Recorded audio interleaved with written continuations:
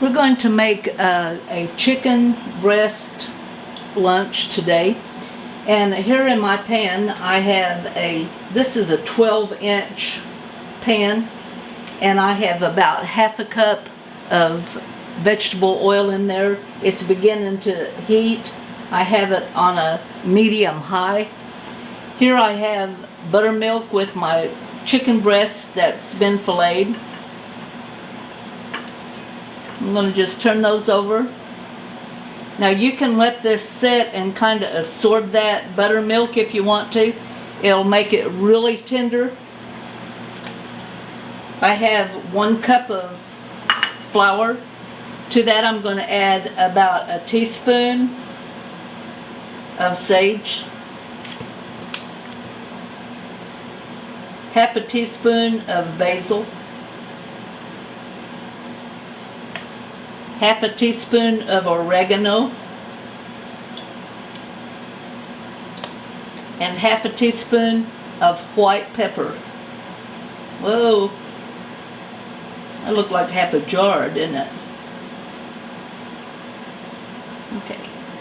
Now the white pepper it's milder, and it seems like in some dishes that it just goes over and eases into your meat without it being that bitter. Sometimes you can kind of bite into one of the black pepper flakes and you get that bitter, sharp feel to it.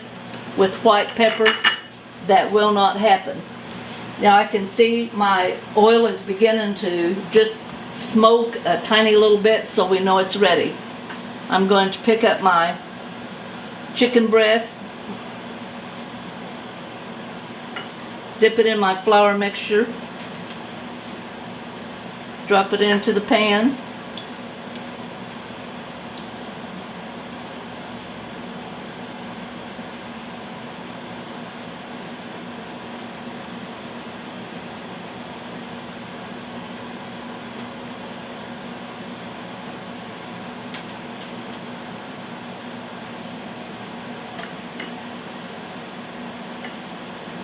and we're going to fry these until they begin to turn a light golden brown.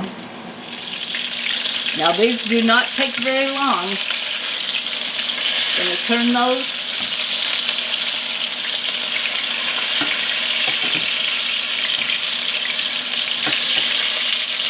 Let them brown on the other side. Okay, it has been just about a minute.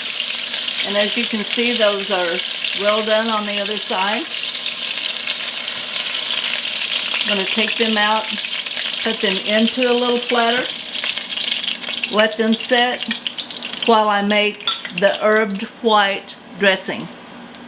Now we're going to make the white sauce so that will go over the turkey breast.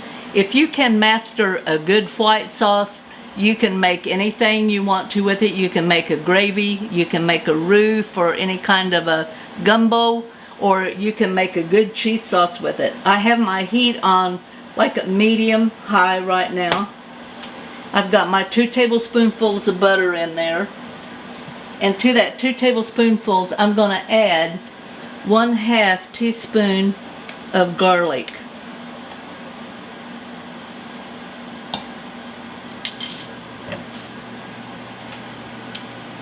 Kind of stir that around. You do not want your garlic to burn. And it will blacken fairly fast, so you have to be sure you add it there with your butter and let it begin to melt.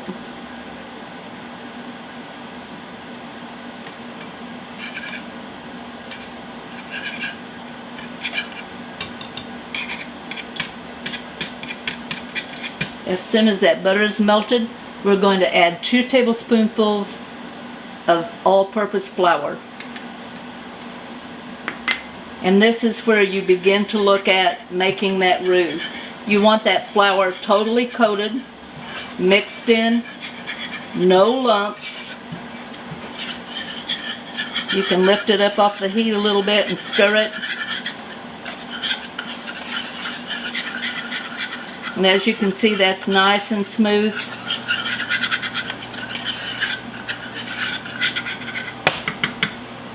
Return that to the heat. I'm going to then add 1 1/2 cups of milk. I said water, it's milk.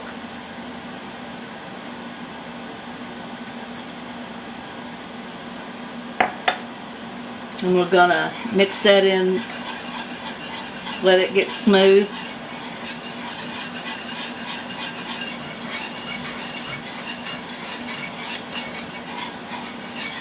And once you get that flour mixture mixed into your milk, you're going to add your spices. And to that, the spices, it is 1/4 teaspoon of ground black pepper, 1 teaspoon of sage, 1/4 teaspoon of oregano, 1/4 teaspoon of celery, and 1/4 teaspoon of salt. And about 1/2 teaspoon of sweet basil.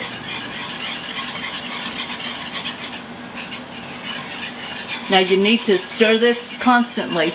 Remember, this is just like a white gravy. It's like a white cream sauce, which you can use on vegetables or meat, but by adding the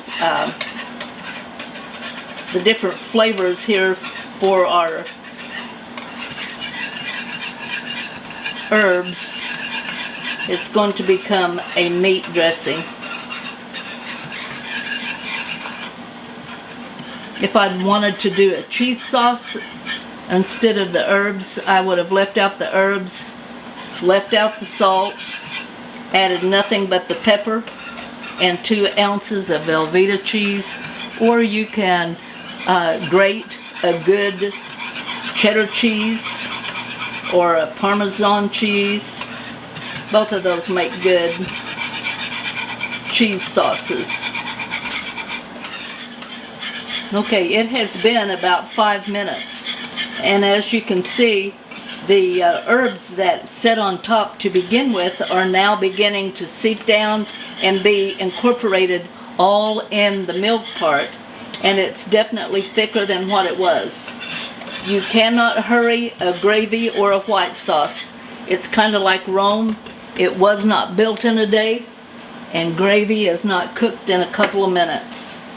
We're going to set that off of the heat. I believe it's about the thickness that I want it. It's a nice good thick. You can, depending on how thick you like your gravy, will depend on how long you're going to cook that. I'm going to take those 2 little pieces. Take my gravy.